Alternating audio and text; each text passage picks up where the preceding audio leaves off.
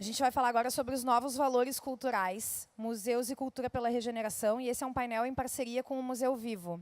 E por isso eu chamo aqui a Lucimara Letelier. Ela é diretora e fundadora do Museu Vivo, plataforma de inovação em museus e cultura por transformação social e novas economias. Ela foi diretora de artes do British Council e atuou no ActionAid, no Guggenheim Museum de Nova York, Children's Museum de Boston. Ela é professora do MBA em Gestão da Cultura e Museus e curadora de cultura do Colabora América. Para participar desse painel, eu vou convidar também o Felipe Arruda. O Felipe foi gerente de artes do British Council no Brasil e atualmente ele é diretor do Núcleo de Cultura e Participação do Instituto Tomiotaki. Bem-vindo, Felipe. Vou chamar também a Pamela. Pamela é fundadora e presidente da rede NAMI, do Museu NAMI. Por favor, Pamela, junte-se a nós. O Antônio Augusto, diretor e mestre em História, diretor do Museu Vivo de São Bento. Antônio Augusto, por favor, junte-se a nós. E eu convido para voltar ao palco, Mars, por favor. Vem compor o painel com a gente. A Lu vai mediar o painel para todos nós. Eu te aviso. Eu vou temporizar 5 minutos. Gente, bom dia. Primeiro, agradecer a Mars por essa fala. Quem tiver pergunta, a gente vai ter um tempo agora no debate para fazer essas perguntas no conjunto do contexto com o Brasil. E eu acho que ela sumarizou bem no final por que a gente está discutindo esse assunto de museus e cultura e decolonização aqui no Colabora América. A gente não está falando só de uma visão decolonial para a questão de um museu. A gente está falando de uma decolonização, de uma visão de mundo para todos nós. Então, é disso um pouquinho que a gente vai falar nesse painel, por que essa discussão é relevante para toda e qualquer área de atuação. Então, eu agradeço a Mars por ter feito essa colaboração. Eu sou a Lucimara Letelier, como ela apresentou. O Museu Vivo é o parceiro estratégico do Colabora América nessa conferência para a gente trazer os debates sobre cultura, arte e museus. Então, eu agradeço muito ao Colabora América. Além disso, a gente tem a Jornada de Cultura, que vocês podem acompanhar vários programas hoje, depois eu vou falar sobre isso. Mas, para começar essa conversa aqui, a gente discutiu muito na curadoria o quanto que, para a gente conseguir fazer uma reversão de um processo econômico, a gente precisa trabalhar a base cultural. Qual é a cultura que embasa essa economia que está aí? É disso que a gente está falando aqui. Então, talvez um pouquinho melhor do que eu explicando, eu queria ler rapidamente aqui um texto de um professor da Universidade de Leicester que fala sobre isso lindamente. A gente tem no mundo mais de 55 mil museus em 202 países. Aqui no Brasil são 3.600 museus. O capital intelectual e de recursos que esses museus guardam devem ser mobilizados para uma nova história. Todos concordamos que museus existem para contar histórias sobre pessoas, comunidades e nações. Mas quem mesmo está contando a história do século XXI? Os governos e as corporações certamente estão contando essa história. Mas é a história de um crescimento econômico muito doloroso e destrutivo, de um consumo que significa felicidade, de uma desigualdade econômica inevitável e de danos ambientais irreversíveis. Embora a gente saiba que essa história já está corrompida, essa é a história que predomina a nossa vida presente hoje.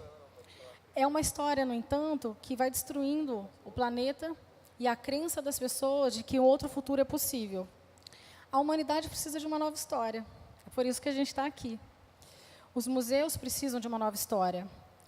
E devemos ir além da economia condenada de um crescimento industrial para reconhecer de que a conexão entre indivíduos, comunidades e a própria natureza é a chave para a gente se entender como um coletivo, como um bem comum. E é desse espaço do comum que todos os museus podem visionar uma nova narrativa, em parceria com as comunidades, e, em seguida, entregar uma história usando múltiplas perspectivas e considerando as habilidades únicas de influência que os museus têm. Esse texto é do Robert Jones, é sobre Museus Não Têm Fronteiras, que eu convido vocês a conhecerem. E aí eu queria contar um pouquinho, ele fala bem dessa história do poder de influência. A gente precisa entender que milhões de pessoas passam por esses museus. A responsabilidade é muito grande dessas instituições grandes, como a Mars mostrou, o Brooklyn Museum, E eles mostram valores para as crianças na educação e para as famílias e qualquer população que não necessariamente refletem o futuro que a gente quer construir juntos. Muitas vezes repercutem valores arcaicos e opressores, e as pessoas não têm consciência disso. Para colaborarmos num futuro novo, uma nova economia, a gente precisa também ajudar a construir essa nova história. Então, a gente convidou 3 estruturas bem diferentes aqui. O Instituto Tomiotaki, representado pelo Felipe Arruda, que eu vou explicar um pouquinho do trabalho dele. E aí, vou fazer assim, primeiro vem Felipe, depois vem Pamela e depois Augusto. A Márcia já começou. Tá bom. Então o Felipe gostaria que uma das mulheres começasse, então eu vou chamar a Pamela para fazer a intervenção. E aí vamos contar um pouquinho, né? O Museu Aberto da Rediname, então, vem trazendo o protagonismo das mulheres afro-brasileiras nas artes urbanas e, sobretudo, o pensamento decolonial. Então, um link bem perfeito para a gente discutir agora, com o que a Mar já trouxe, porque a gente entende o seguinte: existem aqui estruturas de museus mais consolidados, grandes, e estruturas de museus conceituais, virtuais, comunitários, museus vivos, museus da museologia social, que vão trazer o contraponto e uma reflexão para essas grandes estruturas consolidadas. Essa mesa é essa boa mistura. Então, Pamela, vou deixar com você. A forma como vai funcionar, a gente vai ouvir um pouquinho de cada um, as reflexões que eles têm sobre um pouco que a Mars trouxe, as questões que eles têm sobre as suas próprias instituições, e depois a gente abre para vocês. Queria agradecer o convite, né, primeiramente, e falar que hoje o Museu Nami, a céu aberto na Tavares Bastos, é um espaço que ele cresce, ele vive a partir da coletividade, né? Dos moradores da comunidade, desses visitantes da comunidade, dos artistas que produzem nessa comunidade. Mas ele surgiu a partir de vivências minhas, já que eu sou a fundadora, já que as minhas experiências levaram à fundação desse museu. Então, para começar essa fala, eu quero afirmar para vocês que eu não sou uma pessoa desconstruída. Eu estou nesse processo de desconstrução, né? Não quero chegar aqui de forma pretensiosa e dizer que todas as coisas que eu vou falar são verdades e que tudo funciona assim. Então, eu posso pecar em muitas falas, de repente, reproduzir muitos preconceitos. Então, a gente tem que partir, né, desse ponto, né, nessa minha visão. E aí, contar um pouquinho da minha história que levou à criação do museu, né? E uma dessas aconteceu bem pertinho aqui da Lapa, ao Celaron, na época que ele era vivo, né? Foi a primeira pessoa que veio com uma fala decolonial, numa época que a gente nem usava falar isso, nem existia essa palavra, na verdade, né? Há 20 anos atrás, quando a gente era garotos, na Lapa, fazendo grafite, letras de hip-hop, personagens do hip-hop, a gente escutava rap, ia nas rodas de break, e quando a gente pintava na Lapa, o Celaron sempre ia lá e apagava a porcaria dos grafites. E eu odiava Celaron. E Celaron virava para a gente e falava assim: vocês são os otários. Vocês ficam aí fazendo coisa de gringo. Essas letras, esse negócio de hip-hop, isso aí é coisa de gringo. Por que vocês ficam fazendo isso? Tem nada a ver. E a gente achava ele mó otário, né? Porque a onda era fazer lá as letras de grafite, o hip-hop e tal, né? E aí, hoje, quando eu lembro do Celaron falando isso, e a gente odiando ele, eu falo assim, eu penso, né? Nossa, como o Celaron, ele já tinha uma visão que realmente... a gente pensa o hip-hop como uma cultura de gueto, dos negros, mas aquilo dali virou um produto norte-americano que foi exportado, enfiado a goela abaixo aqui da nossa juventude, né? Por isso que eu gosto de pichação, porque a pichação ela surge aí do nada aqui no Brasil e vira uma cultura completamente diferente dessa coisa do grafite, né? O que é muito interessante. Então, nessa jornada, nesse aprendizado, hoje eu me afirmo como uma mulher negra, de pele clara, porque é muito importante falar nisso, né, que a gente sabe que o preconceito no Brasil a marginalização, a discriminação, ele se dá muito por conta do tom da sua pele, do seu fenótipo, né? Então, pelo fato de eu ter uma pele mais clara, o cabelo mais liso, o fenótipo, de uma forma geral, mais parecido com a pessoa branca, eu acabo sofrendo menos preconceito do que outras mulheres com a pele mais escura. Então, é importante falar essa circunstância, né? As minhas vivências podem ser vivências não tão violentas quanto outras mulheres. E falar que isso foi uma coisa, essa descoberta de eu ser negra é uma coisa bem recente na minha vida. Porque eu tenho uma mãe que é branca, eu tenho uma irmã que é branca, e eu tenho um pai que é branco. E eu cresci numa família branca, tradicional, do subúrbio do Rio de Janeiro, que é o bairro da Penha. Uma família, quando eu digo tradicional, é para não dizer racista, machista e, hoje em dia, até fascista. Desculpem lá meus X, minhas primas e tudo mais, né? Mas é a realidade. E há 4 anos atrás eu descobri, né, quando eu fui atrás do meu pai biológico, porque eu sabia que meu pai não era o pai que tinha me criado, eu encontrei meus irmãos e descobri essa família, né, que meu pai era negro, que a minha avó era negra, de pele escura, de cabelo crespo, que ia no terreiro, incorporava lá a Maria Padilha, e tinha todas essas raízes afros, né? E isso daí fez uma revolução muito grande na minha vida, porque eu já vinha, desde 2008, trabalhando com feminismo.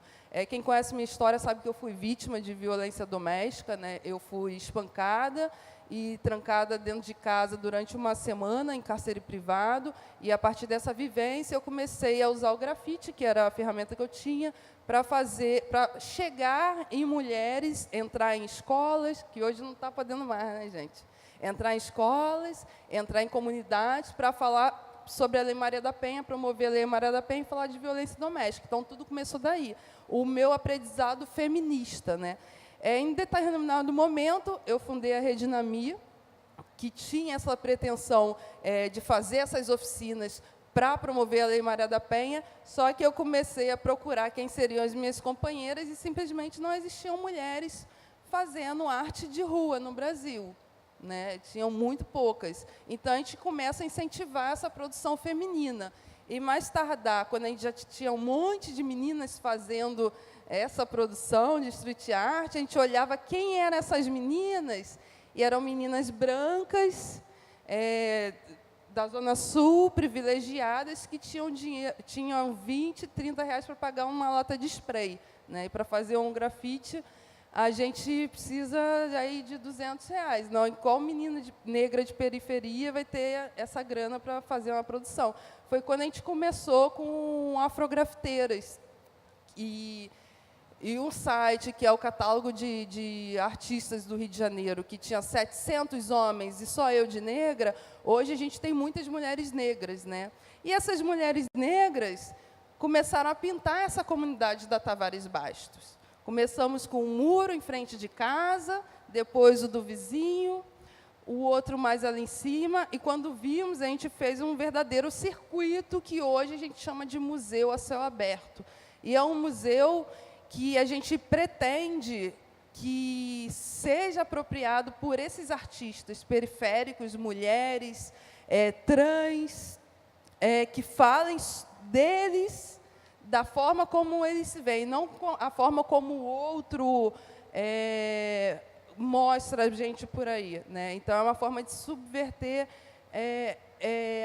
a maneira como essas representações são dadas por aí. Inclusive, as representações formais dos museus, né? Com os seus curadores brancos, com os seus artistas brancos, mostrando obras sobre negros e tudo mais. Então, a gente espera que o Museu Nami, que já tem 5 anos, né? É uma jornada de 5 anos, mas que a gente pretenda que tenha mais 5 anos se estruturando, criando mais espaços para esses artistas, e agora, a partir desse ano, recebendo o público para visitação. Né? Eu costumo dizer que o museu está 24 horas aberto, porque, como é dentro da comunidade, é uma comunidade que não tem tráfico, então as pessoas podem ir sem medo de tomar um tiro, estar no meio de uma situação violenta, lá é bem tranquilo. elas podem visitar a hora que quiser, né? Mas estamos organizando para que isso aconteça também com guias e de uma forma mais institucionalizada, vamos dizer assim, né? Eu acho que é isso. Deu para dar uma apanhada aí no trabalho.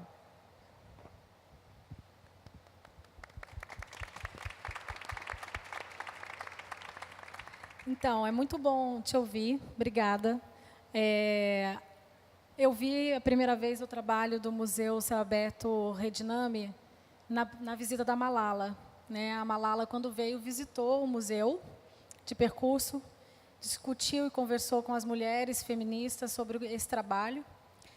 E eu acho que fica claro um pouco essa relação que a gente está desconstruindo entre centro e periferia. Quem influencia quem? Que é uma das discussões que a gente quer ter aqui. E o quanto que a gente, como uma visão colonizada, entende o museu como uma coisa, de uma determinada forma, e que hoje é completamente desconstruída, é isso que a gente está buscando, em que as pessoas ainda discutem, mas espera aí, isso é museu? Você deve ouvir isso muitas vezes, né? Existem museus trilha, museus de percurso. A gente viu um debate muito importante no Encontro Paulista de Museu sobre o Quilombac, em que existem vários museus trilha que fazem as trilhas da ditadura, porque na Serra da Cantareira estão as ossadas de pessoas que foram enterradas lá até hoje. Então, o museu ele ocupa um lugar de memória. Ele ocupa um lugar de memória viva, presente, ou de memória do passado. E a possibilidade da gente entender esse museu como uma memória em movimento, ela é fundamental. Eu acho que você traz um pouco isso, que é a vivência das mulheres, do que está acontecendo em loco, que pode ser vivenciado ali, aqui e agora. Isso é museu. Na verdade, nunca questionaram se era um museu. A primeira vez que vieram questionar foi com vocês aqui, com esse grupo. Sempre as pessoas que participam lá naturalizaram muito como um museu, né? Porque o museu é um espaço que tem arte. Para quem vivencia, é museu. E para quem olha e estuda o campo, existe uma série de discussões se é ou não museu. A gente que trabalha com museu vivo sempre entendeu essa experiência, essa vivência como museu. Mas é um questionamento do campo museológico e que a gente enfrenta com resistência, debate, que, como você traz com toda a propriedade, é museu. E várias experiências no mundo mostram isso. Eu queria passar para o Felipe. Pode ser, Felipe? O Felipe Arruda, ele vem do Instituto Tomiotaki como diretor do Núcleo de Cultura e Participação. Por que a gente convidou o Instituto Tomiotaki? Recentemente, o Instituto passou por toda uma remodelação, que ele vai contar, de fazer um trabalho com as pessoas e as comunidades, e não necessariamente para elas. E a exposição Histórias Afro-Atlânticas, que vocês devem ter visto, foi muito divulgada, do MASP, do Instituto Tomiotaki. Ela foi co-curada com diversos curadores negros que trouxeram uma reflexão ampla para o próprio Instituto de como que isso seria desenvolvido. E esse pensamento é um pensamento decolonial, contemporâneo, e eles fizeram uma série de faixas pela cidade, colocando onde estão os negros, ou seja, se auto-apresentando como o Instituto nesse lugar da discussão, né, do debate aberto. Então, eu queria trazer a fala do Felipe nesse contexto, contando para a gente como tem sido as experiências por lá. Olá, bom dia. Obrigado, Lucimara, pelo convite, ao Colabora América também.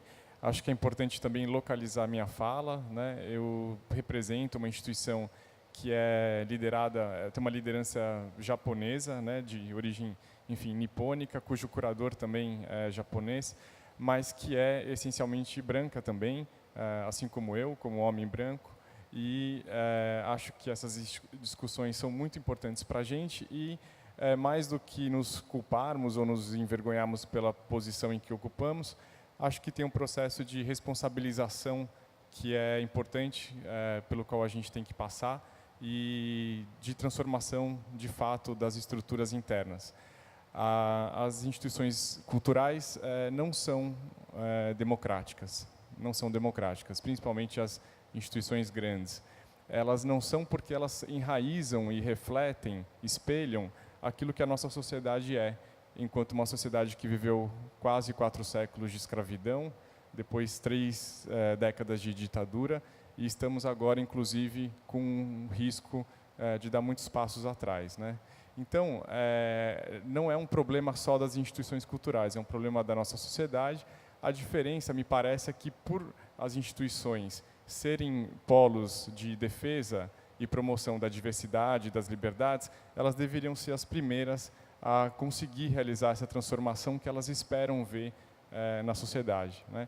E acho que, de fato, a gente está muito atrás de onde a gente precisaria estar. Então, acho que é desse lugar que eu falo.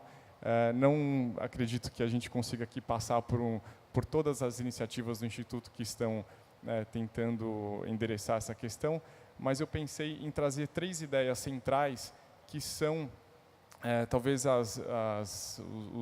os deveres ou as potências que as instituições podem ter hoje, né? Então, mais do que fazer uma lista exaustiva de exemplos, pelo tempo que a gente tem, eu queria endereçar essas 3 ideias. A primeira é a questão da construção de novas narrativas, né? Quais foram as histórias contadas, quais foram as histórias não contadas, quem contou essas histórias? Acho que os museus têm essa obrigação, né, de revisitar essas narrativas e de apresentar e abrir espaço para outros lugares de fala, né? Elas precisam ser contadas criticamente, né, revisitadas e sem correr a simplificações, abarcando as complexidades que existem em cada uma dessas histórias, né? Eu coloco aqui uma imagem da exposição citada pela Lucimara, Histórias Afroatlânticas, que contou com 400 obras de mais de 200 artistas. São 2 curadores negros entre os 5, o que também não me parece suficiente. Então, aí há uma contradição, eu acho, né? Mas ela tem em si um esforço em desconstruir uma série de narrativas que foram contadas sobre a escravidão. Por exemplo, as imagens romantizadas que existem nos nossos livros didáticos, onde a violência extrema com os africanos escravizados é retratada de forma amena, por exemplo. Ela endereça o processo de embranquecimento que o Estado brasileiro conduziu no século XIX. Ela apresenta imagens como essa que são um pouco, acho que seria bom até diminuir um pouco a luz para poder vê-la melhor, mas esse é um quadro do Renan, um pintor francês, sim, branco, mas que retrata uma das poucas imagens de rebeliões que existiram nos navios, em todos os navios negreiros que cruzavam o Atlântico. As imagens, em geral, dos navios são sempre... Existem imagens do Debré, por exemplo, onde os escravizados estão com uma esteira, tomando água, com espaço e tudo mais, quer dizer, condições absolutamente irreais. E essa imagem coloca uma situação de poder e de rebelião que não era retratada, por exemplo. Qualquer semelhança com a imagem anterior não é coincidência. Essa é uma imagem recente do coletivo Mídia Ninja, que mostra a greve dos garis cariocas em 2015. Evidentemente, a imagem mostra como a grande maioria dessas pessoas são negras e, portanto, a exposição faz um esforço de atualização dessa discussão, né? Junto a ela, a gente entende que não basta apresentar a exposição, mas criar um ambiente vivo de discussão, de participação pública. Então, durante os 4 meses de exposição, nós tivemos mais de 100 atividades com mostras de filmes, performances, debates com escritores, ativistas, enfim, lideranças dos movimentos negros, e que foram espaços públicos de discussão sobre as questões que a exposição levantava, né? Aqui é o Cine Fachada, por exemplo, que é uma das ações que a gente faz lá no Instituto, na área externa, com um filme da Michele Mattiusi, que é uma artista, diretora de cinema e performer. Aqui, por exemplo, uma publicação educativa que nós fizemos com professores, não só para professores, mas desenhando junto com os professores da rede pública, com artistas, ativistas negros, que foi produzida colaborativamente e é distribuída à rede pública de forma gratuita e também disponível para download no site do Instituto.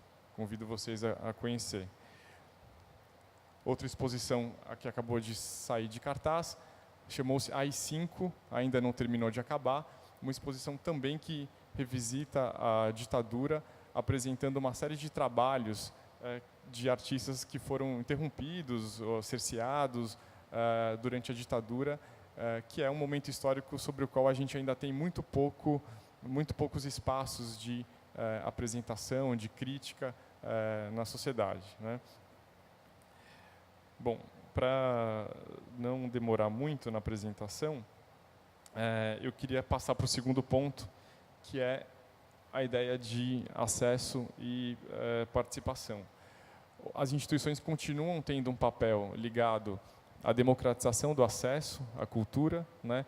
O Brasil ainda é um país de baixo letramento, onde 29% da população ainda está no analfabetismo funcional, 1/3 da população nunca comprou um livro, e 70% em pesquisa recente do J. Leiva nunca esteve no museu ou num teatro. Então, a ideia de democratização do acesso, ela ainda é relevante no sentido de tornar acessível a produção cultural. No entanto, vou dar um exemplo só, algo que a gente tem feito no Instituto, é uma linha de ônibus circular que conecta o Instituto Tomiotá, que é o bairro do Canindé, que é um bairro bem vulnerável de São Paulo, passando por várias instituições culturais. É uma linha gratuita, acessível para pessoas, para cadeirantes, e que circula todos os domingos. Mas a ideia do acesso ela não é suficiente, porque ela pode ter dois riscos principais, né? De que você trabalha sob a perspectiva do número apenas, quanto mais gente melhor, a lógica da catraca. A segunda, e não evidentemente sobre a experiência, sobre a qualidade da experiência, né? E a segunda é a ideia de que existe uma determinada cultura que tem que ser tornada acessível para o maior número de pessoas. Essa é uma ideia bastante discutível, né? Existe uma perspectiva, eu acho que mais atual e mais interessante, que fala numa democracia cultural, que é a ideia de que as instituições e as políticas devem dar as condições necessárias para que as pessoas produzam a partir dos seus próprios interesses e repertórios. Então, a ideia de participação é muito importante. A ideia de fazer com e não fazer só para, a ideia da escuta dos públicos e da valorização dos seus repertórios. Aqui uma imagem bem singela, mas de uma exposição que nós fizemos sobre o Pansetti, pintor brasileiro, e o Dorival Caymmi, em que as pessoas nos enviavam relatos sobre as suas memórias e experiências ligadas a essa civilização praieira, como foi chamada. E o público podia ouvir e ter uma mediação dessa exposição por meio dos relatos desses visitantes, né? Algo muito pequeno, mas poderia mostrar aqui muitas formas de participação que a gente vem pensando. E, sobretudo, a ideia de participação e de acesso pressupõe uma ideia de diversidade. Pensar que as instituições têm, sim, que pensar nos seus programas a partir desses interesses, das demandas dos públicos, né, acolhendo nos seus espaços.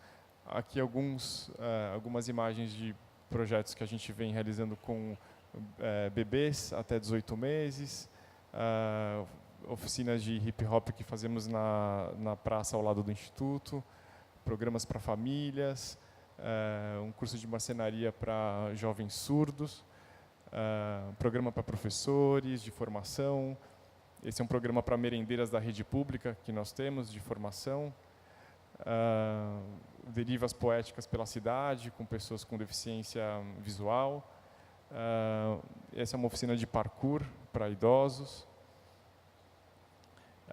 Ocupação do Instituto com peças, por exemplo, a Renata Carvalho aqui, em seguida com a leitura de um manifesto sobre a presença dos atores e atrizes trans no teatro, e por aí vai. A ideia de diversidade ela tem que ser orientadora do trabalho, evidentemente. E, para finalizar, me parece que uma terceira função primordial de qualquer instituição é se constituir como um espaço de imaginação. pensando que nós vivemos num mundo que é cada vez mais controlado, monitorado, privatizado, doutrinado pela comunicação de massa, pela religião. Quais são os espaços na nossa sociedade em que a gente promove a imaginação num campo livre, né? Então, acho que imaginar coisas novas, mundos novos, dizer coisas que nunca foram ditas, dizer coisas de formas diferentes, e esse é um papel que a cultura e a arte sempre tiveram, né? Sempre, a pergunta da arte sempre é: e se não fosse assim? Né? E se fosse diferente? Então, acho que tudo que nós vemos, tudo que temos aqui é fruto da imaginação, esse lugar, essas cadeiras, essa conversa. Então, as instituições não podem perder esse espaço. Eu queria terminar com essa imagem. Esse é o Jacó, que é o segurança, a gente não chama de segurança, mas ele desempenha a função de guarda de sala. E nós fazemos um processo contínuo de formação e diálogo com o apoio, que é uma equipe fixa lá do Instituto. E muitos deles têm várias aptidões artísticas, são músicos ou desenham. E nós, numa das formações que fizemos, os convidamos a fazer a mediação das obras de uma exposição que estava em cartaz a partir de algum interesse seu no campo da produção mesmo, né? E então acho que é o tipo de imagem, talvez o tipo de experiência que a gente precisa produzir. Um homem que é invisibilizado pelo seu uniforme, pela sua função, e cuja função, o papel, seria dar segurança, né, prover segurança a esse espaço, está aqui fazendo a mediação de um trabalho do Volpi a partir como um sujeito sensível, né, como alguém que interpreta o mundo aí à sua maneira e intui aquilo que surge desse quadro. Eu acho que é um pouco aí que a gente quer chegar também, né? Obrigado.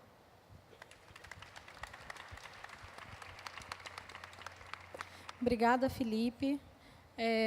Eu acho que ele traz algumas questões aqui, no começo da fala dele, sobre ainda um lugar de censura, né? Essas instituições culturais, quando elas priorizam falar uma coisa, expor uma coisa, não falar outras ou não expor outras, elas estão também, de alguma maneira, olhando para um lugar que censura a escolha de conteúdos.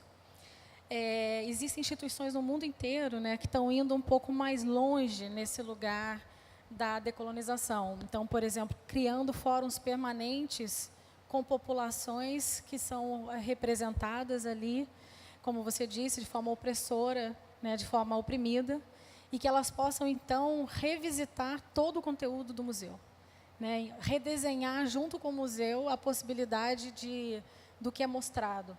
E, de fato, isso é um desafio para a gente no Brasil, para todas as instituições que estão consolidadas, museus, teatros, não falando só de museu, né, de orquestras, em relação a compreender que esses espaços são das pessoas, né?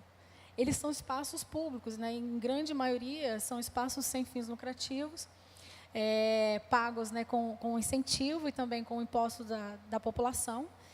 E acho que, ao longo do tempo, que a gente percebe nos movimentos Estados Unidos, Europa e também aqui no Brasil, mas com mais forte por lá, é que os museus estão abrindo espaço até por uma questão de legitimidade e permanência, em que já não se sustenta mais aquele conteúdo narrado de uma história colonizadora, né? É como se o público ocupasse esse espaço, exigisse esse espaço e, junto com ele, tudo está sendo revisitado. Então, tem museus no Canadá que estão fazendo reparação, ou seja, eles devolvem as obras indígenas para a população indígena aos quais pertencem aquelas obras. Isso faz com que a população que visite o museu repense, mas se esse museu está fazendo um processo de reparação, tem algo que está sendo descrito na sociedade que não é bem verdade. Então, a sociedade se repensa. Quando o museu faz um ato de reparação, quando o museu faz um ato de repatriação, indigenização, de escuta de populações marginalizadas, incluindo e revendo toda a sua programação, ele faz com que a sociedade se repense. E eu acho que esse é o grande lugar de convivência que a gente quer buscar, né? Que é o lugar do comum que essas instituições podem ocupar. A grande maioria ainda não ocupa, mas podem passar a ocupar. Eu queria passar para o São Bento para a gente poder fazer uma discussão. O Antônio Augusto está vindo aqui representar o Museu Vivo de São Bento. Eu não sei quantos de vocês conhecem o conceito de um museu vivo. Eu acho que é interessante porque ele vai contar. Mas por que a gente está trazendo aqui o Museu Vivo de São Bento? Eles são um museu na Baixada Fluminense, aqui do Rio de Janeiro. Além do trabalho de representação cultural, né, de representação dos povos, das religiões de matriz africana na região e tudo isso, eles têm um trabalho ambiental ligado à Condema. Eles estão do lado do lixão de Gramacho. Eles fazem um trabalho que inclui o que a gente fala aqui no Colabora América, que é o olhar para o todo, sobre a complexidade de um saber cultural. Um saber cultural passa pelo bioma. Um saber cultural passa pela conquista de um território, pela relação centro-periferia. E o Museu Vivo de São Bento trabalha essa relação de ecomuseu, museu de percurso e responsabilidade pelo território que habita. Está certo o que eu estou dizendo, Augusto? Está certo. Então, eu queria te passar para a sua fala. A gente tem 10, 12 minutos para te ouvir, e aí a gente vai abrir para o debate. Boa tarde. Boa tarde. Estou sem relógio. Eu olhei aqui rapidinho no teu relógio. Boa tarde. Um prazer muito grande estar aqui. Lucimara, obrigado pelo carinho e pela paciência. Foi uma pequena epopeia eu estar aqui com vocês. Eu estou representando a professora Marlúcia Santos de Souza, que é a nossa diretora, que uma agenda a obrigou a ir a um outro evento, e eu tinha a minha agenda no outro evento em Magé, no município vizinho, a Duque de Caxias. Reconduzi essa agenda, solicitei um outro diretor que lá estivesse para não deixar o evento sem a participação no Museu Vivo do São Bento. A gente, mais uma vez, agradece a todos. É um prazer muito grande conhecer vocês, conhecer a experiência de vocês. É um prazer enorme conhecer a sua experiência. E eu vou tentar, em 12 minutos, tratar de 3 questões. Uma delas é apresentar muito rapidamente a ideia do museu, que Lucimara pré-apresentou. E vou tentar dialogar com uma questão que a professora colocou aqui, da experiência que ela explana para nós, e fazer 2 perguntas aqui que estão me inquietando a todos nós aqui. Mas, antes de tudo, eu quero convidar vocês, nos visitem. Duque de Caxias é muito pertinho, né? Duque de Caxias é tão invisível que a gente acha que ela fica a 5 horas de viagem, né? Mas não fica. Ela, talvez, é o município da Baixada Fluminense mais próximo do Rio de Janeiro, né? E mais acessível. Então, apesar do nosso museu ficar no 2º distrito de Duque de Caxias, um pouco menos acessível, mas ele é fácil de ser visitado. Estamos lá toda semana, estamos no sábado. Temos uma peculiaridade, somos um museu público que foi construído por uma demanda social. O Museu Vivo do São Bento ele tem uma característica, a característica principal dele foi a defesa do patrimônio histórico do bairro, né? Para a nossa felicidade, é um bairro que se sobrepõe patrimônios que vão desde da primeira presença dos homens aqui na Baixada Fluminense, os chamados povos dos sambaquis, tem um sítio arqueológico lá que a gente recuperou, até as demandas, as lutas, os enfrentamentos mais recentes, entre os quais a questão ambiental tão duramente defendida e enfrentada por nós, não apenas o museu, mas uma rede de militantes ambientais na região. Mas esse desejo de fazer a defesa do patrimônio, quem propõe o museu há 15 anos atrás são professores de História. Eu sou professor de História da rede pública, militava numa faculdade da própria Baixada Fluminense, localizada no próprio São Bento, que vê no desejo de levar até a rede pública, levar até os professores e alunos a ideia de construir a história do próprio município e da própria região, para que o lugar, enquanto memória e patrimônio, fosse afirmado. Que o discurso decolonial tem essa pedra angular, quer dizer, não tratamos a periferia como periferia, mas tratamos a periferia como um lugar a partir do qual os outros lugares podem ser identificados e com os quais se pode dialogar. Há 15 anos atrás, dentro desse departamento, dessa pequena faculdade chamada FEUDUC, onde eu me formei, junto com a professora Marlúcia e outros atuais diretores do museu, e outros tantos militantes e diretores, a gente parte da ideia de olhar a história da Baixada Fluminense para fazer uma pergunta óbvia e talvez não tão óbvia na época. Somos uma faculdade de História, estudamos todas as histórias possíveis e não estudamos a nossa história. Então, essa primeira pergunta nos levou a mergulhar nessa tarefa. E, ao mergulhar nessa tarefa, oriundos do movimento social, cada um de nós, a professora Marlúcia do movimento sindical, eu mesmo do movimento sindical também, outros do movimento ambientalista, essas questões vão atravessando o território e o desejo do conhecimento. Então, esse acúmulo de esforços de escavar a cidade vai reunindo acervos, vai reunindo conhecimentos que vão sendo alocados em pequenas instituições que nós vamos criando naquele momento. Eu, por exemplo, participo da ONG de pesquisa mais antiga da Baixada Fluminense, chamada Associação de Professores Pesquisadores de História, CLIO, que foi o primeiro esforço que fizemos para tentar reunir esses esforços. A CLIO está sendo reconstruída agora, com a direção do professor Alexandre, pedi para ele vir aqui para vocês conhecerem, não sei se ele já chegou. E, naquele momento, esses pequenos esforços, a própria faculdade deu um pequeno apoio dentro do seu departamento, uma faculdade privada, muito pequena, né? Mas muito valente. E essas pequenas ONGs, os sindicatos, o nosso sindicato, que é o Sindicato Estadual dos Profissionais de Educação, CEP, na qual a gente teve a honra de dirigir e tem a honra de ser representado, esses pequenos esforços vão agregando, recebendo e divulgando esses resultados de pesquisa dessa rede que vai se formando, até que um belo dia a gente chega à seguinte conclusão.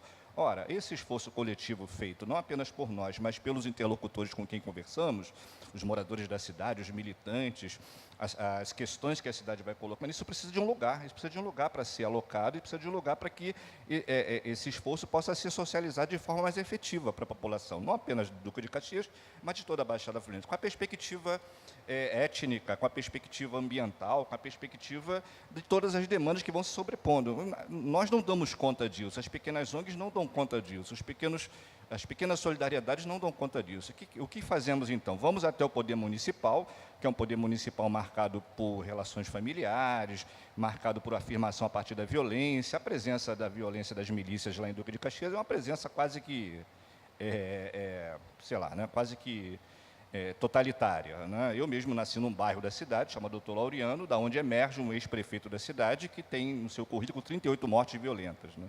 Ele foi meu companheiro de vivência ali no bairro. Então, o que fazer? Né? Pressionar o poder público municipal em busca de um centro de pesquisa, de um local onde a gente pudesse abrigar isso. E, para a nossa felicidade, a potência dessa rede, sindicato à frente, mas as ONGs, os militantes, os intelectuais, os parceiros, eles vão fazer que o Museu Vivo se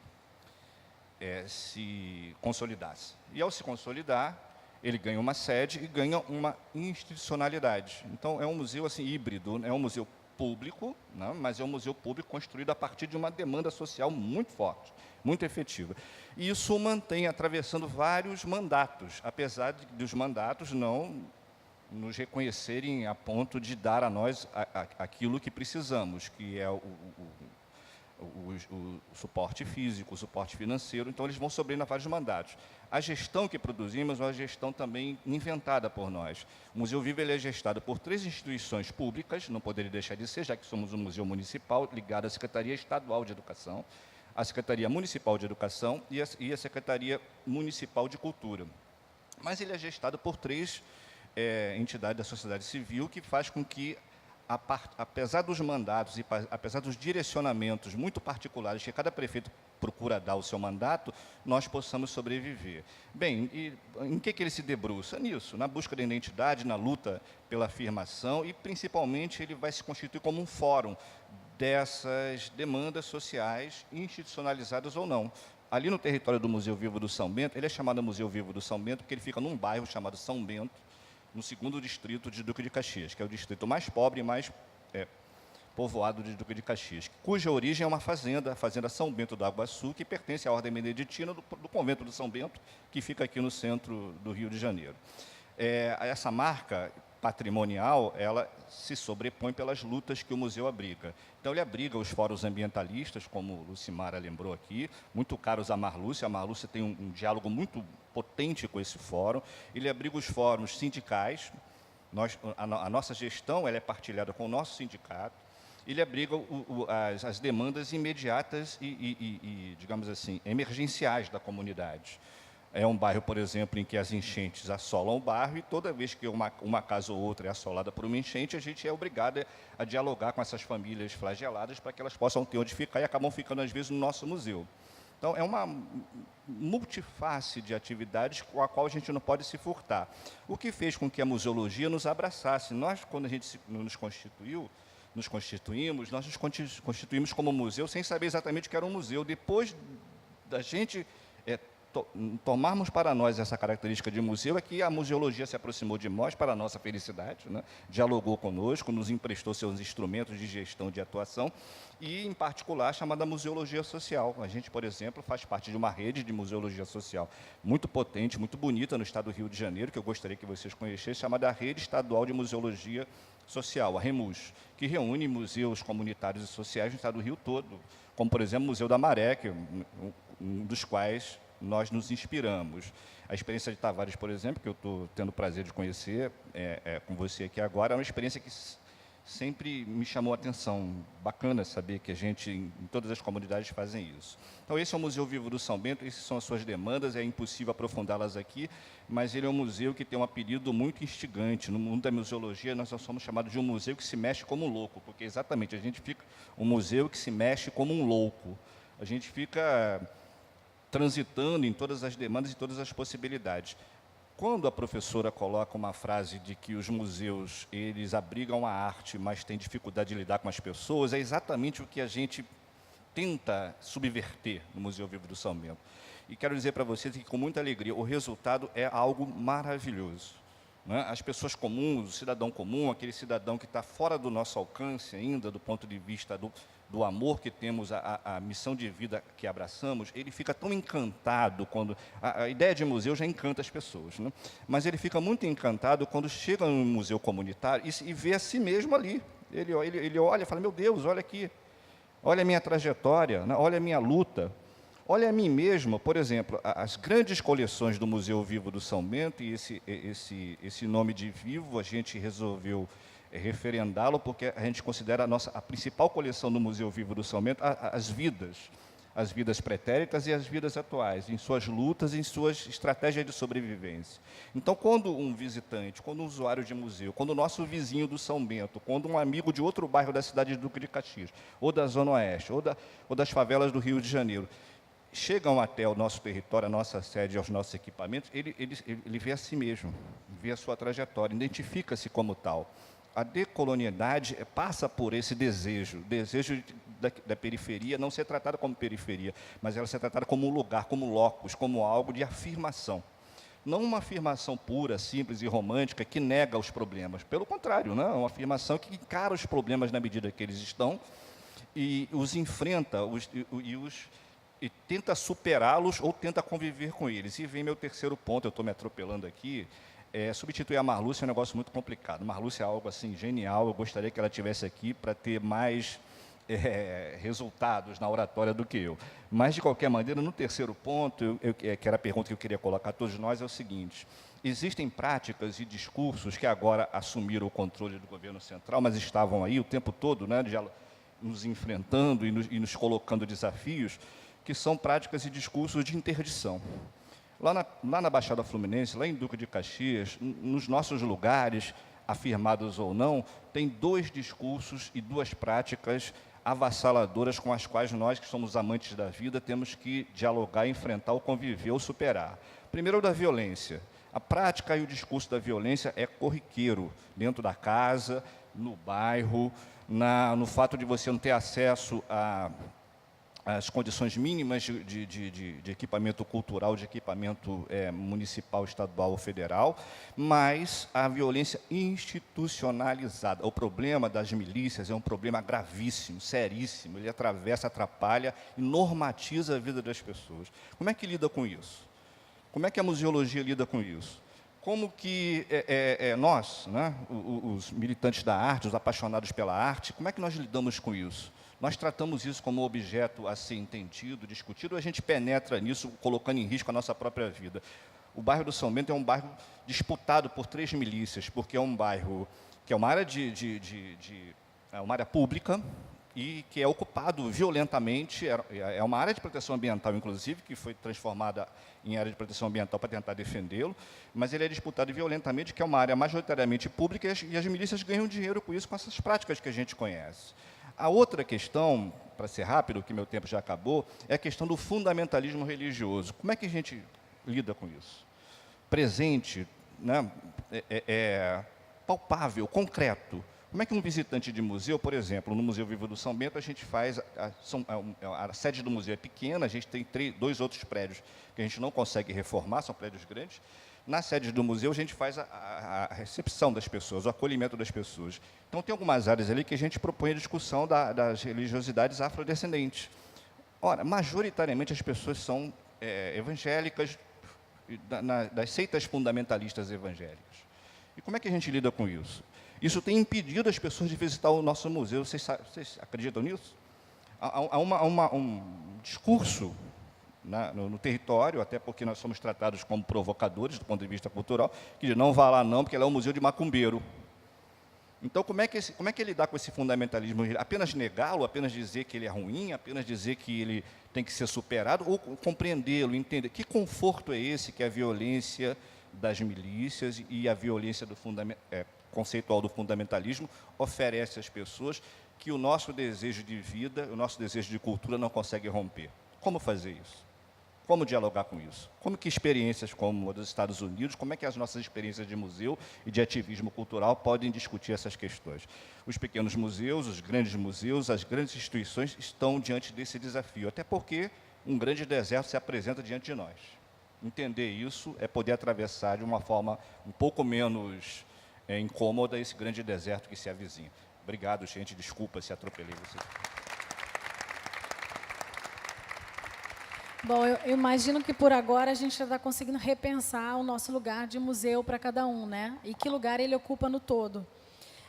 Tem uma frase da curadoria aqui do Colabora América, que é: a gente só consegue olhar para o todo se a gente olhar para o outro. E eu queria abrir, porque eu acho que a única maneira da gente ter o debate é ter as perguntas, se vocês puderem. Tem microfone aqui para a gente colocar para a plateia, para perguntas? Até aqui atrás. Enquanto vocês vão pensando nas perguntas, eu queria trazer o seguinte. A gente fala, né, no Museu Vivo, que a gente tem os museus de cimento e coleções, que são os grandes prédios, as grandes coleções, e, de outro lado, os museus de histórias e lutas contemporâneas, que é um pouco o que a gente está vendo aqui, né? E hoje o que está acontecendo no mundo todo é uma mistura. É dessa mistura e dessa convivência que a gente está conseguindo construir uma história nova. A Mars, quando falou bastante que o movimento de descolonização dos museus, ele é feito em rede, né? Então, os coletivos sociais, os coletivos de artistas, os ativistas, todo mundo junto para fazer o movimento de ocupação e revisitas das narrativas museológicas. Então, eu queria trazer para vocês essa reflexão, se há possibilidade da gente conseguir construir o lugar da colaboração, né, em que museus dessa natureza mais fluida, museus de resistência, trabalham com os museus mais tradicionais e juntos a gente pode provocar uma mudança. Então, eu queria levar uma reflexão para Mars e abrir com essa reflexão. Qual é o lugar de colaboração que é possível construir para a gente ter uma relação coletiva, né? Nem centro, nem periferia. A gente conseguir construir uma relação de troca para isso acontecer. Mas eu queria... Você está com a sua tradução. Ok. Então, baseado em toda essa reflexão, eu queria que você trouxesse para a gente alguma reflexão sobre isso, sobre o lugar da colaboração na construção de novas narrativas. E eu quero trazer a plateia com as perguntas na sequência da sua fala. Pode ser? Awesome. Thank you. Thank you, and I really appreciated all of the words that were spoken by the panel, and I took some notes. I want to emphasize what you were bringing up on the importance of, one, turning horizontally towards each other, right? But also this idea of violence, right? That is very real in our lived experience that can somehow get in the way either of us coming together collectively, or even if we do come together collectively, then perhaps we're now short of resources, perhaps we're cut off from an outside community due to violence internally. And in terms of my experience, and just to also like, I'm speaking from a very particular place, coming from New York City, is that violence is very real, right? Like the US weekly still has in 2018 lynchings of African Americans, right? Like today, before I got here, I saw an image of a black man being hung from a tree, right? In the NYPD, people walk around wearing police shirts that with the New York Police Department brand, right? Like they really buy into this idea of security, but security for who? Right? When you're living in these neighborhoods and you're marginalized and you're a low-income person of color, and then on top of that, you're supposed to provide for your family somehow. You're supposed to make a living. And then, so when is there time to organize or turn collectively towards one another so that we can continue building these things if we see that there's a need for it? But at the same time, we understand that not all resistance is liberatory, right? There are certain things that we have to do just to simply wake up tomorrow. That might not necessarily free us in the long run, but we do it because we know that we need this energy to continue carrying on. And like in thinking of like Afrofuturism, for example, it's not so much about the future as it is about getting through the present, right? And sustaining ourselves like here and now. So then I return to this idea of turning towards each other, like we've all been talking about, right? And this idea of finding hope and care and love and support amongst each other, creating some sort of commons, whether it be economic resource or just emotional resources, when we understand that emotional energy and mental capacity is very low during these times, right? Like if I myself was just harassed by a police officer, how am I then expected to just change my mindset and go into a classroom, or change my mindset and go into, you know, a museum? Or how are we supposed to live these double lives? And I think it's important that we look to each other in terms of like rekindling our own narratives and thinking about the diaspora as well, right? Trying to find these connections so that we know that we're not alone, even in times where it feels like we have to be alone to survive. And then also something that continues to come up is this idea of museums made by the peoples whose work is exhibited within the space. And that is like totally important. There are some amazing spaces in New York City, in Harlem, such as the Caribbean Cultural Center or the Studio Museum, that also have their own issues, right? Like it doesn't just go away. Like we re-perpetuate some of these things ourselves. As I mentioned in my talk, colonialism is embedded within each of us. So in our relationships with each other, we have to constantly question the ways in which we are speaking to each other and we're acting towards each other, right? So these spaces aren't perfect, but I think that they're, in the context of the US, I think that they're a step towards the right direction. And one last thing is that in Washington, DC, they opened in the past few years the African American Museum of History. And it was started by different African Americans in the US who are now privileged in terms of socioeconomic status. So celebrities or different organizers and different people from the civil rights movements from the 60s and things like that. And I went to that museum, and it was the first time that I went into a space, which seems like you guys have that here. You're taking care of that. But it was the first time I ever went into a space and saw myself accurately displayed on a wall. And it was life-changing. I was 24 or 25. I'm 25 now. And like it took that long for me to be able, and I'm an artist, I have an MFA. I like deserve this, right? As a citizen, but also like it's messed up then that I went into all this debt to become an artist, and I still am not shown in these spaces. So I think that's what we're talking about. I think that's why we're here, is how do we continue pushing these narratives? And I really think a lot of it is just like realizing that we're in really troubling times and then turning towards each other to try to find solutions, because we understand that vertical power isn't here to address our solutions. At the end of the day, we understand that democracy is not a thing, and so we kind of have to find this hope amongst ourselves. Então, obrigada, Mars. Tem uma pergunta que alguém quem está com o microfone?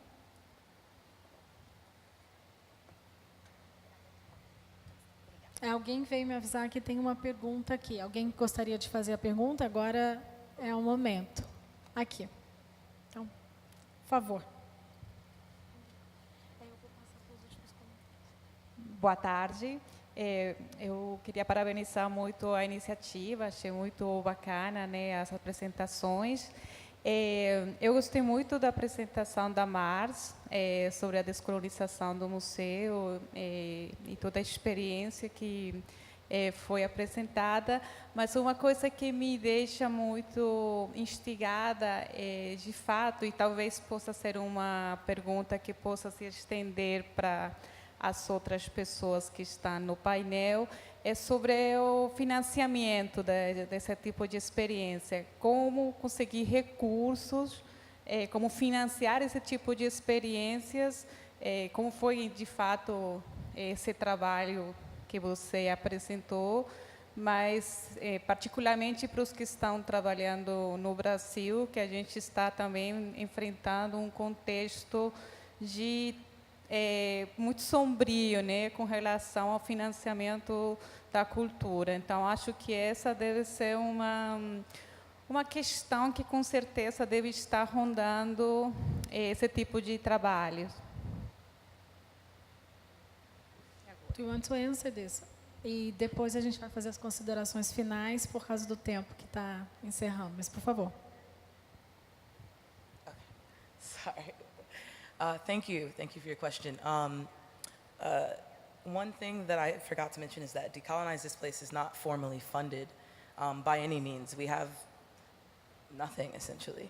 And that, for us, is this idea of the commons, right? So Decolonize This Place consists of maybe 20 plus different groups in New York City, but also around the world. And so within ourselves, we have like shared capital, but perhaps even more importantly, we have shared skills, because a lot of the things that we end up paying for are different skilled labors, right? Like take a conference, for example. You need someone to design the publication. You need someone to run sound. You need someone. All these little things add up because you want to make sure you pay people for their work.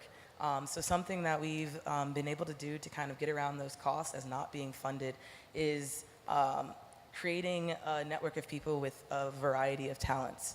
So myself, I do video and photography. So I co-run our social media page.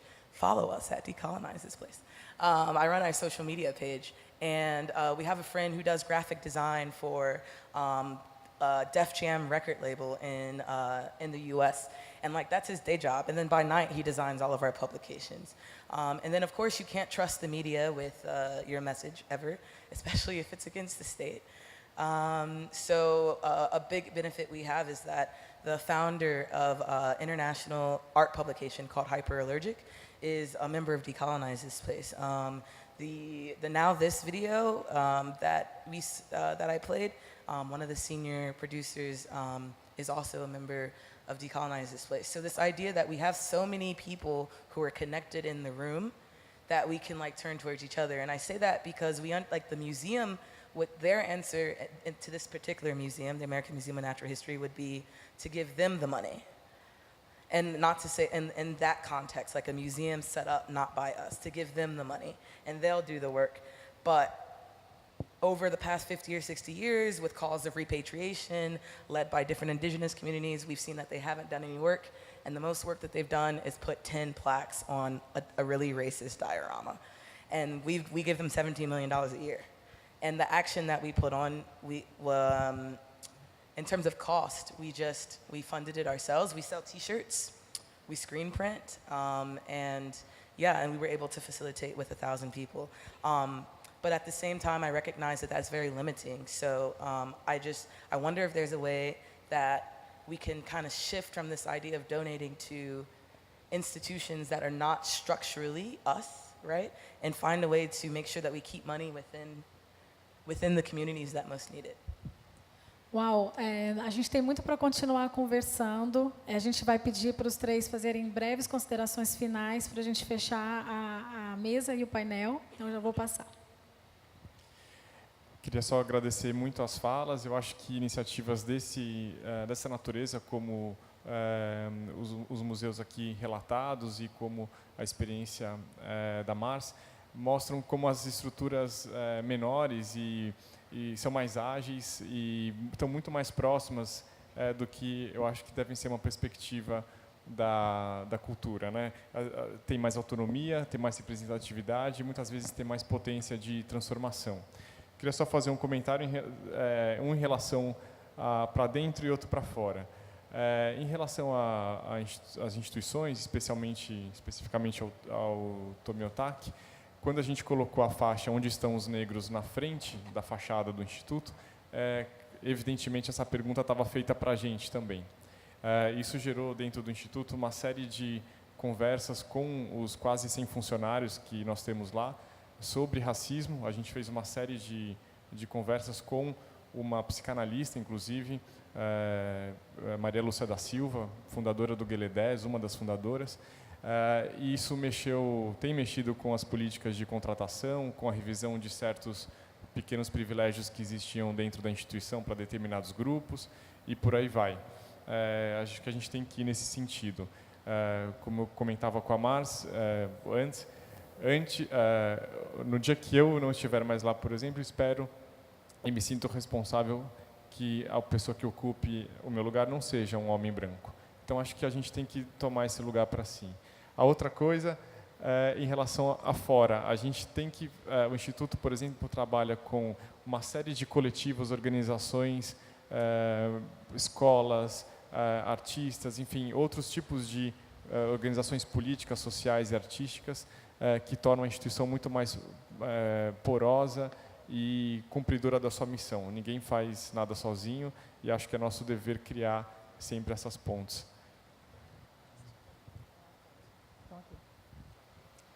Queria agradecer mais uma vez o convite, poder participar na mesa com pessoas que compartilham de ideias em comuns, né? E colocar meu posicionamento, que é bastante radical em relação a essas questões do museu. Eu acredito que o negro e a mulher devem estar no museu, mas eu acredito que essa fala, que existe muito fetiche em torno disso, né? Então, eu estou esperando para ver quando a gente vai ter no Tomiotaki uma exposição curada por um negro de pele escura e que todos os artistas sejam negros, né? Aguardo. E falar, né, lá que o Museu Nami ele está aberto, vocês podem ir a qualquer hora. Se quiser fazer uma visita com a gente, é só escrever por museu@redenami.com, e no site a gente tem mais informações com fotos de todas as obras, né, que por ser um museu vivo também, tem obra que não está mais lá, tem obra que ainda vai surgir e assim por diante. Eu acho que é isso e obrigada. Obrigado a todos. Lucimara, mais uma vez, muito obrigado. Reafirmo o meu convite. Estamos bem pertinho de vocês. Há um site do Museu Vivo do São Bento, vocês podem visitar para se informar melhor. Fico feliz em ter participado desse debate e espero que as perguntas, provocações, observações que fizemos aqui possam render reflexões que, mais uma vez, repito, nos ajudem a atravessar esse deserto que virá, mas... na alegria vivemos, a vida defendemos e daqui a pouco estaremos novamente no lugar que merecemos estar. É um prazer, foi um grande prazer estar com vocês. Obrigada a todos que participaram. Obrigada, Colabora América. Esse ano a gente fez a programação de arte e cultura com o Museu Vivo. Quem quiser conhecer mais desses debates, no nosso Instagram, no nosso Facebook, no museuvivo.org. O Colabora América está com a jornada de cultura. Quem perguntou sobre a economia da cultura, o painel é às 2h, na mesa Estela, na sala Estela de Carlotto. Então, eu convido vocês a participarem, a jornada que está continuando.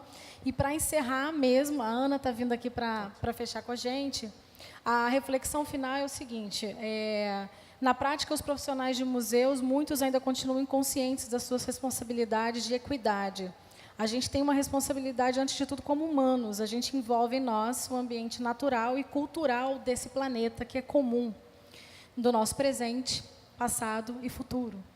E que bom que há exemplos de profissionais de museus que estão despertando para uma nova consciência, para que os museus ocupem seu espaço na construção de uma sociedade com mais equidade social, racial e econômica. Obrigada. Obrigada, Colabora América. Obrigada a todo mundo que ficou aqui até agora para ouvir a gente.